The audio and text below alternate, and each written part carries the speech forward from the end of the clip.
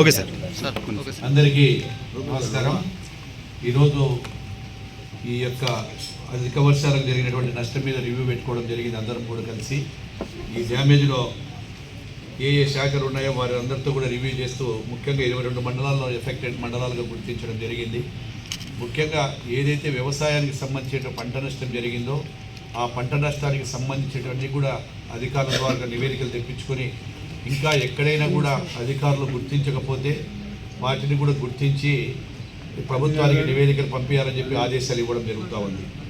ఏదేమైనా అకాల వర్షాల వల్ల ఏ రైతు కూడా నష్టపోకూడదు, ప్రతి రైతుకు వారికి అందరికీ కూడా ఆదుకోవాలనేటువంటి ఉద్దేశంతో మా గౌరవ ముఖ్యమంత్రి గారి ఆదేశాల మేరకు ఈరోజు ఇక్కడ రివ్యూ మీటింగ్ పెట్టుకోవడం జరిగింది.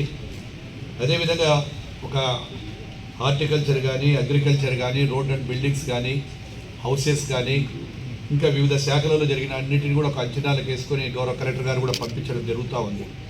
ముఖ్యంగా చాలామంది రైతులకు కూడా ఈ యొక్క మీడియా ద్వారా నేను వాళ్ళకి తెలియజేస్తూ ఉన్నా, రైతులకు ఒకవేళ ఎక్కడైనా చేసుకోకపోతే స్థానికంగా ఉండేటువంటి అధికారులకు మీరు సెల్ ఫోన్ ద్వారా తెలియజేస్తే, ఎందుకంటే ఇంటీరియర్ ప్లేస్లో ఉండేటువంటి కొన్ని విషయాలు తెలియకపోయి ఉండొచ్చు.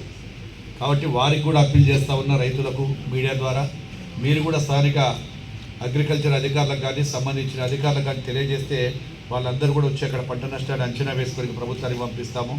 అదేవిధంగా జిల్లాలో ఇంకా ఎక్కడైనా ఈ యొక్క నష్టాలు జరిగినట్టు కూడా మా దృష్టికి, కలెక్టర్ గారి దృష్టికి కూడా తీసుకురావాలని కోరుకుంటా ఉన్నాము. త్వరలోనే ప్రభుత్వానికి నివేదికలన్నీ అందిన తర్వాత త్వరలోనే వారి అందరికీ కూడా నష్టానికి ఏదైతే పంట నష్టం ఉందో వాటన్నిటిని కూడా వాళ్ళ నష్టపరిహారానికి తీసుకొచ్చి రైతులకు చెల్లించే విధంగా చర్యలు తీసుకుంటామని తెలియజేస్తూ ఉన్నాము. అదేవిధంగా రోడ్లకు సంబంధించి దాదాపుగా ఈ వర్షాల వల్ల కూడా చాలా కిలోమీటర్లు కూడా నష్టం జరగడం జరిగింది. వాటన్నిటిని ఇప్పటికే పార్ట్ హోల్స్ కింద ప్రభుత్వానికి నివేదికలు ఇవ్వడము, ఈ వర్షాకాలం మొదలు అయిపోయిన తర్వాత వెంటనే మొదలు పెడతామని చెప్పి పత్రికా విలేకరుల ద్వారా, ప్రింట్ మీడియా, ఎలక్ట్రానిక్ మీడియా ద్వారా తెలియజేస్తూ ఉన్నాం. గత ప్రభుత్వంలో చేసిన పాపాలు ఏవైతే గత 5 సంవత్సరాల నుంచి కూడా ఎక్కడ కూడా ఏ రోడ్డును కూడా, మామూలుగా రోడ్లు ఏదైనా ఒక్కసారి రోడ్డు వేసిన తర్వాత 5 సంవత్సరాలకు ఒక్కసారి రెన్యువల్ చేయాలి.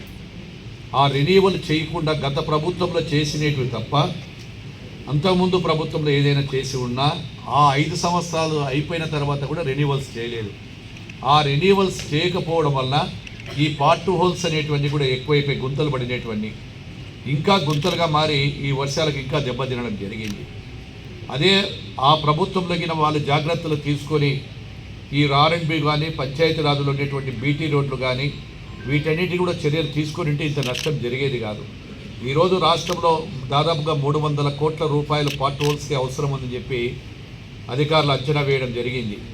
ఈరోజు 300 కోట్లు పోయి 500 కోట్ల రూపాయల వరకు కూడా రావడం, అంచనాలు వేయడం జరిగింది.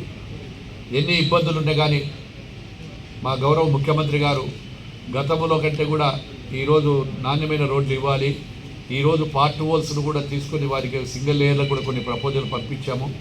అన్ని రకాల ఏవైతే ఉన్నాయో వాటన్నిటిని కూడా చేయడం జరుగుతుంది. త్వరలోనే ఈ వర్షాలు ఆగిపోయిన వెంటనే ఈ పార్ట్ హోల్స్ అన్ని కూడా కంప్లీట్ చేస్తామని చెప్పి తెలియజేస్తా ఉన్నాం. థ్యాంక్ యూ మా.